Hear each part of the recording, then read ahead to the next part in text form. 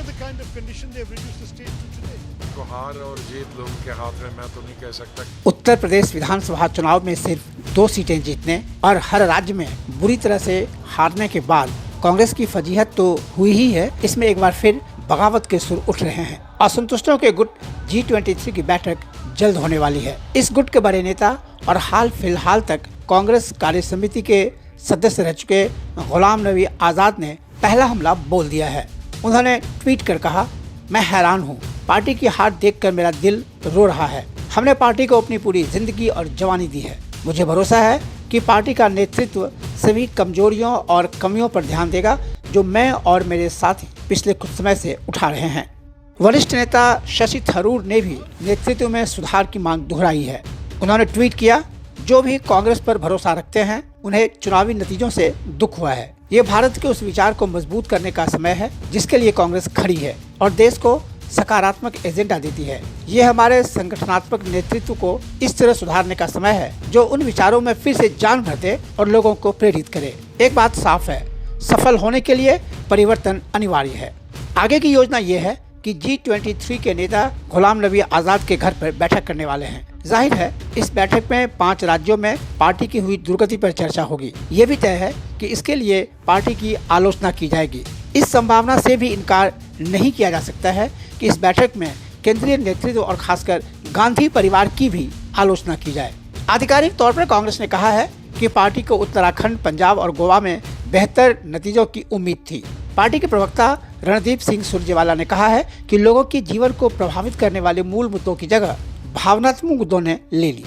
विवेक, फैसले और निर्णय पर कभी भी सवाल नहीं उठाया जा सकता, ऐसा हमारा मानना है।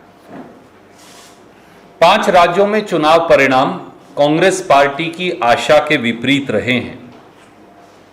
हमें उत्तराखंड, गोवा और पंजाब में बेहतर परिणामों की अपेक्षा थी, लेकिन हम ये स्वीकार करते हैं कि हम जनता का आशीर्वाद पाने में असफल रहे।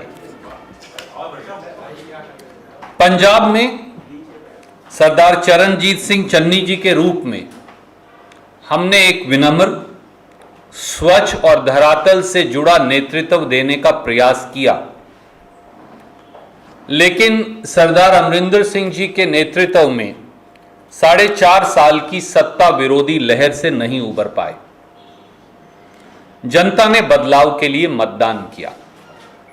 हम जनता के इस जनादेश को स्वीकार करते हैं और आम आदमी पार्टी श्री भगवंत मान, श्री अरविंद केजरीवाल को मुबारकबाद देते हैं।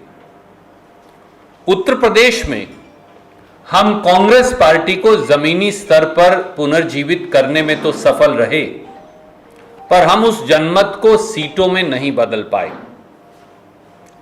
लेकिन कांग्रेस पार्टी उत्तर प्रदेश की हर विधानसभा में गली कूंचे तक पहुंच पाई। हम उत्तराखंड और गोवा में बेहतर चुनाव तो लड़े, पर जनता का मन नहीं जीत पाए, विजय के आंकड़े तक नहीं पहुंच पाए। हमारे लिए एक सीख है कि हमें धरातल पर और अधिक मेहनत करने की आवश्यकता है।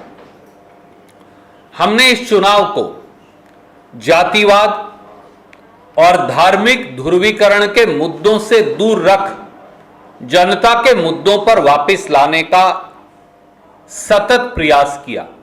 वो चाहे बेरोजगारी हो, वो चाहे महंगाई हो, चाहे वो डूबती अर्थव्यवस्था हो, चाहे वो जनता के समक्ष रोजमर्रा का संकट हो, चाहे वो शिक्षा हो, चाहे वो स्वास्थ्य हो, चाहे वो ढांचागत विकास हो।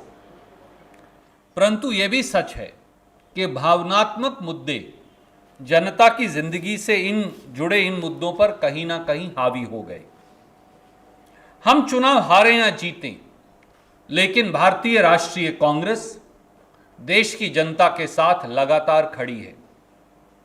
हम जनता के मुद्दों को, महंगाई को, बेरोजगारी को, अर्थव्यवस्था को, शिक्षा को, स्वास्थ्य को, ढांचागत विकास को, इन सब मुद्दों को जिम्मेवारी के साथ उठाते रहेंगे।